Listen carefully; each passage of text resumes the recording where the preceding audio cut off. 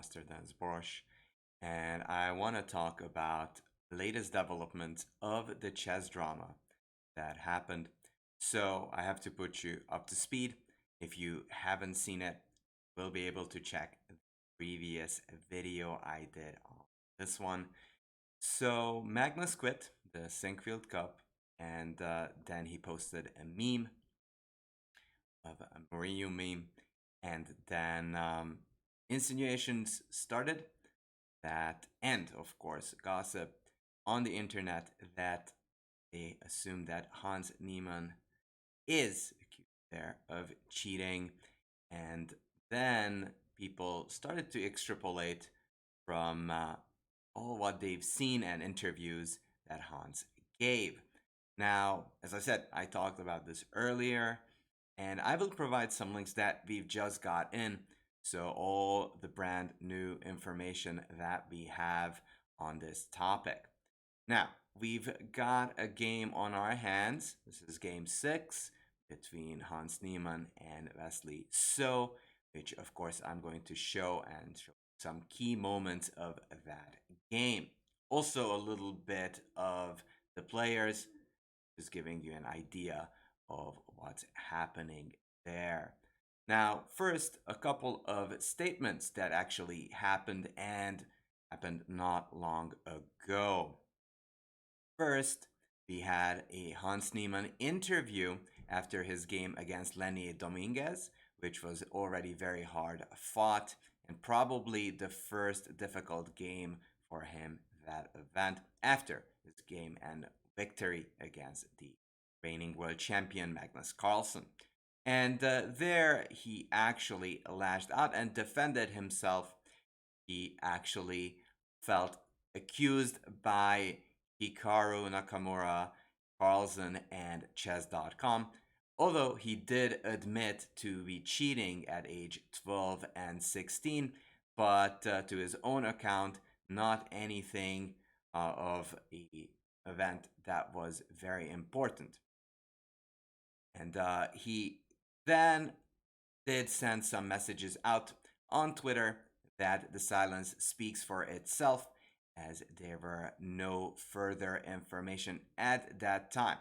However, later in the afternoon, chess.com did issue a statement that they listened and they removed him from the Global Chess Championship, which actually Hans did allude to and that he was surprised to see.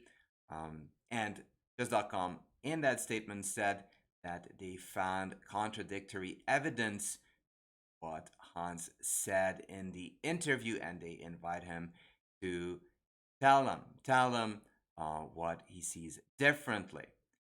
That's the first one. So we had the Hans interview, then chess.com. Actually, before chess.com, there was Hikaru's statement.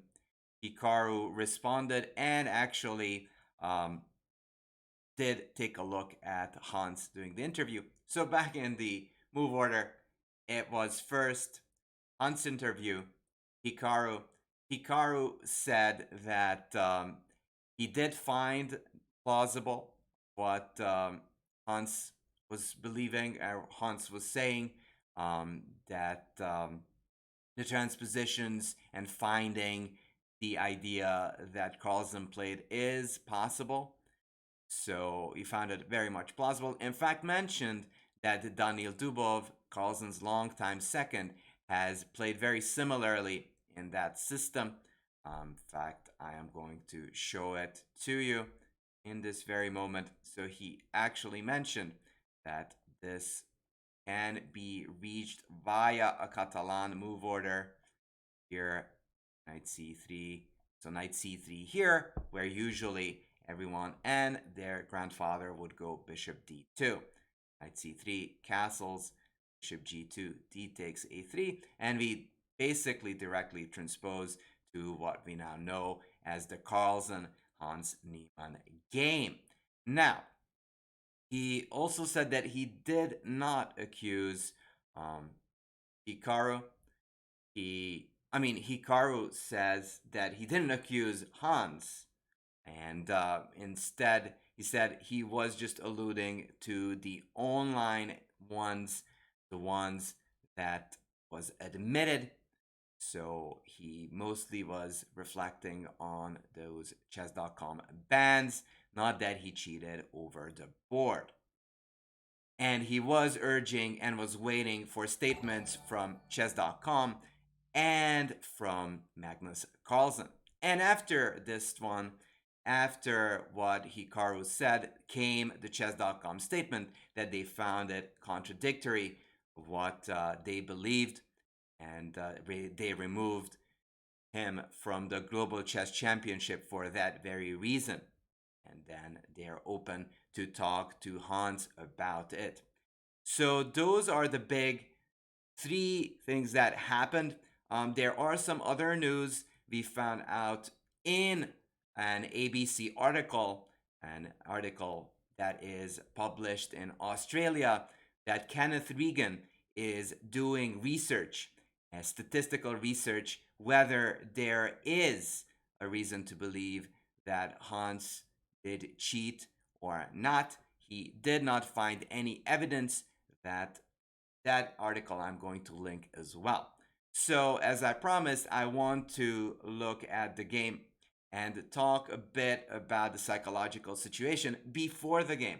So, Hans is playing Wesley So, and this is round 6, and this has been played after the Dominguez game. Dominguez actually had a very good chance to beat Hans the previous round, but Hans, with very steady defense, managed to turn it around and achieve a draw. So you might be noticing that since round 3, there has been going a downward spiral for Hans, as he's not actually getting the positions and the results he'd like to have. In fact, against Dominguez, against Wesley, he hasn't been hitting peak form. So e4, e5, a very solid choice by Wesley, which is not surprising. He is actually one of the biggest favorites in the upcoming years, as Magnus is more and more likely to retire, to become a world championship challenger and potentially a world champion. Knight f3, knight f6, one of the most solid systems. The other solid systems that is very popular on the top is the Berlin defense. But he goes for knight f6, which is somewhat less popular, even though it featured in World Championship match recently between Carlsen and Caruana, but previously between the never-ending rivalry between Kasparov and Karpov. Karpov actually playing on the black side. Knight takes c5, d6, knight f3, knight takes c4, d4.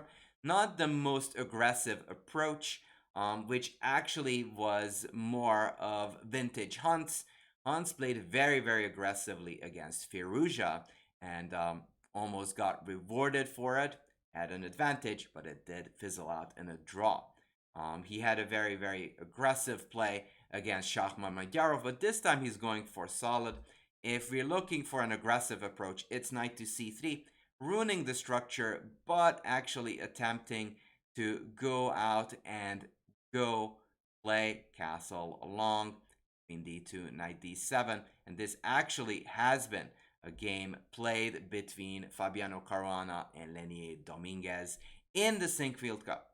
Now, Niemann decides to go for d4, d5, bishop d3, bishop f5, a much more rare approach, but the one that I've seen by Karpov as well. The old line is bishop e7, castle, knight c6, and this has been featured plenty of times in the Karpov matches. Bishop f5, castles, bishop e7, rook e1, knight d2.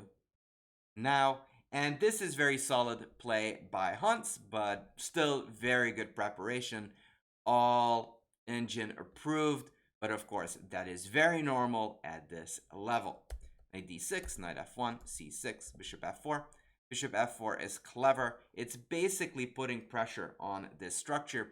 So if Wesley would ignore it, then bishop takes d6, and that will destroy black structure. because after bishop takes d3, bishop takes e7 is an in-between move, and black just loses. So Wesley has to give up the bishop over here, just trade it, takes knight a6. Knight d7 has been played by another expert of this variation, that's Jan Krzysztof Duda, who's also a player of the top and played in the recent candidates event. Knight a6. Knight a6 is actually attempting to go the long route and go knight c7, knight e6, just blocking off this e-file that actually under Hans's control. Knight e3, knight c7, 3, knight e6, bishop e5, and so far very stellar preparation by Hans. He has the control of the e-file. He is preparing to break through with c4, but black's play has been very solid, and that is actually typical Wesley. So he's a very solid and sound player. There are semblance of Karpovian or Carlsen-like chess, if you will, and of course he is the reigning Fischer champion. So the Fischer 960, which is a form of chess where you do not have openings. And in fact, that World Championship is going to happen in a couple of months. Now, here he realizes that the big problem in his position is the d5 pawn. So he decides to go knight to e4 with the idea of rerouting this knight from d6 to a much better square to overprotect on d5. c4, knight f6. Now there is firm protection here, and as long as he holds on d5, he is maybe going to be a slightly bit worse, but not by a lot. Rook d1, d6, d, a6, and this is typical play from the black side, just over defending these squares, making sure that white never really has ideas as queen b5 in the long run. Here, of course, knight takes d5 is annoying, but in that case, white isn't really having any sort of advantage. g3, a6, but as a protective measure, Wesley so is making sure that there's no b5 square for white. Rook e2, and here, interestingly, Hans should have played h4 earlier, because if you go knight h5, as happens in a couple of moves, white does have knight g4, threatening mate n1. Of course, very dangerous. But if f6, then there's bishop takes f6, which works spectacularly. There is these rook takes e6 ideas. You take here, check on h6, here takes, and there is this tactical justification of hitting on h6 and e7 at the same time. So h4 would have been an interesting idea. He decides to play rook e2 first, rook e8, h4, knight h5, but this is actually a decisive difference because in this scenario, the knight is going to be defended. So if knight g4, f6, bishop takes f6 is not possible because the rook is right there defending the knight. In fact, if rook e1, Wesley did consider a move such as bishop f8, because if you take, knight takes, rook takes, rook takes, rook takes, knight takes g4, you do not have any tactical shots and waves to prove your position. And with bishop f8, he takes away any of those checks that would possibly in Hans's mind. Knight h5. And in this position, Hans was already under pressure. He had 35 minutes versus an hour, and a tough spot, as with this classy move, his bishop actually is entrapped. It's very difficult to get it out. Now, this move, which was suggested here by the computer, is impossible to find. The move is b4. That was the only way to hold on to this position. And after f6, c takes d5, c takes d5, queen b3. White should have gave up the piece, but for what is a huge compensation, knight takes d5 or knight takes e5. And in both cases, this king is in the middle, and there is a lot of play for the sacrificed piece.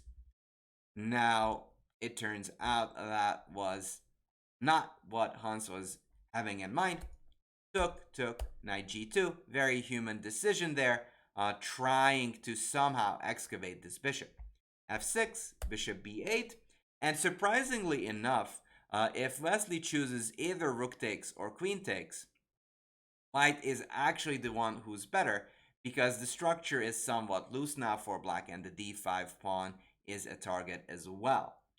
However, Wesley is known to be very accurate, and king f7 is the golden move that he finds over defending this square and giving him the option to capture on b8 with any of those pieces, which of course will be crucial as you'll see. g4, and here queen takes b8, and that's the key. So with the king heavily defending that knight, this queen is free to roam, and with this knight f4 idea being possible, he is taking over, and black's advantage is of course in no question. Captures, captures, and of course h5 is a typical idea here, but h5 just does not work because of queen g4 check, and Wesley is just going to pick up the pawn. Rook e1, bishop d6, and because of the king's side being weak and the pawns being all scattered, black is just better. Rook takes, rook takes, rook takes, queen g4, which is an important intermezzo over defending the pawn, and then he's going to take on e8. f1 takes a4, king f7, bishop f4. Here, Wesley mentioned bishop b4, where he's going to protect all of those squares and sort of restricting the defensive potential for Hans. In d3, check, queen e6, queen e4, and this is actually very difficult defense for Hans because once this king ventures inside on g4, the h-pawn is more likely than not to fall. Queen c3, bishop d6, a very unhurried response, typical of Wesley. He is still waiting for Hans to show his plans. d2, check, king e7, queen f5, just putting his pieces to better spots. Thank you for subscribing there. Appreciate it very much, Skabix. Queen e3. Oh, we jumped over here. Queen e3, queen e4, king e2, bishop h2, knight f3, and bishop f4. This is the moment he feels is the right time to trade the queens. Takes, takes, knight e1, king e6, bishop b8, and this is the typical rule of two weaknesses. That's just enough for black to win the game. And of course, black has the bishop versus the knight, which is always advantageous when the pawns are on both sides of the board. Pawns are far away, and it's very difficult for this knight to be on both places. Bishop a7, king d6, king e5, again restricting. He is much more interested in this knight being passive than actually capturing pawns on his own. Now he captures knight f4, g5, knight h3, knight g5, king e5, king f4, again over defending the pawns and going after the f2 pawn. King f1, now knight d6 already loses because of e3, takes, takes, and this pawn promotes to a lady. Bishop b6, again unhurriedly taking away some squares. Knight d6, king f3. Now also remember, if you don't wait here, king f3, then there are checks for Hans to keep this king at bay. So he's waiting for attack, king f3. Now there are no more checks. The threat on f2 is humongous. Knight c4 captures, check, king f4, and there's a tactical trick. So king f2 loses. Therefore, here, Hans resigned. So we've got all these news out. This is the first loss for Hans in this event. So we've got statements from Hikaru, from chess.com, and of course Hans himself. And we yet to hear from Magnus Carlsen.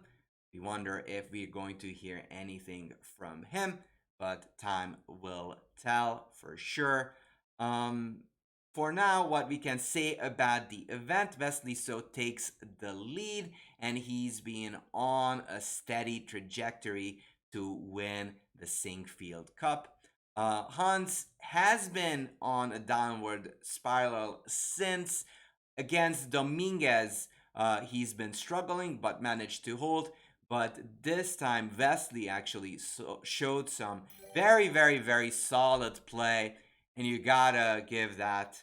Pizza Racer, thank you for the sub. And you gotta say, this was a very, very difficult game for Hunts as Vesely showed some outstanding class and positional understanding in this game. So, what is going to happen? Really, time will tell. I will provide links below, and the previous video you can also check out. So, thank you so much for watching, and do check back in, and I will update you if there's any news. Thank you for watching.